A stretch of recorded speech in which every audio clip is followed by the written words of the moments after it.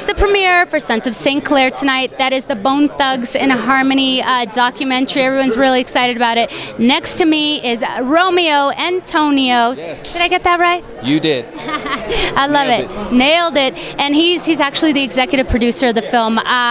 So tell us, why did you choose this film in particular? I mean, I know these guys are legends and pioneers, but like, what was it meant for you to personally work on this?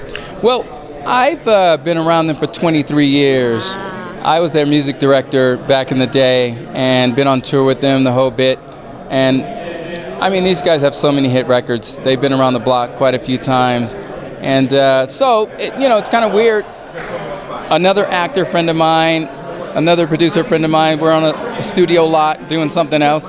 And he says, hey, a good friend of mine, Tanner Beard, wants to do with Tim Newfang the Bone Thugs and Harmony story. I was like, all right, so what do you want me to do? Why are you telling me? And he's like, well, aren't you like the Bone guy? And I was like, yeah. And so he hooked me up with Tanner, and we had lunch a couple times and talked about it. And so we started following the guys around with cameras for 3 years. Wow. Did it take a lot of convincing to get the guys on board, or were they just ready for something like this at this point in time? Absolutely convincing, because, and that's sort of how I sort of meshed in with Tanner and Tim, because Bone Thugs and Harmony, if they're not anything, they're hard to get. They stay on tour, and there's 5 of them, and they all go in different directions at all times. Sure. And I don't know if you spoke to Steve Lobel, their manager, but Steve and I have been kind of friends or partners, associates for 23 years, and so we've been around the world with these cats. So what do you hope fans take from this? Because they are very private with their lives, and is there, this is very exciting for a lot of their fans. What do you think they're going to take from this? Or well, it's sort of the first time that Bone, it's the first time they're coming out of the box and talking.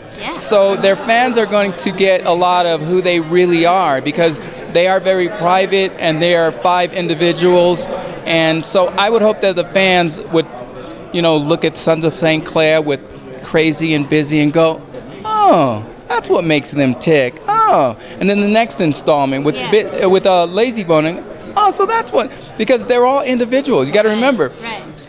And they've been doing it since they were young teenagers. So if you think about it, who even stays around somebody that long? I mean, it's like Aerosmith. They hate each other. I mean, and I know them. And so they're like family. Yeah, Crazy Bone was saying they're like family.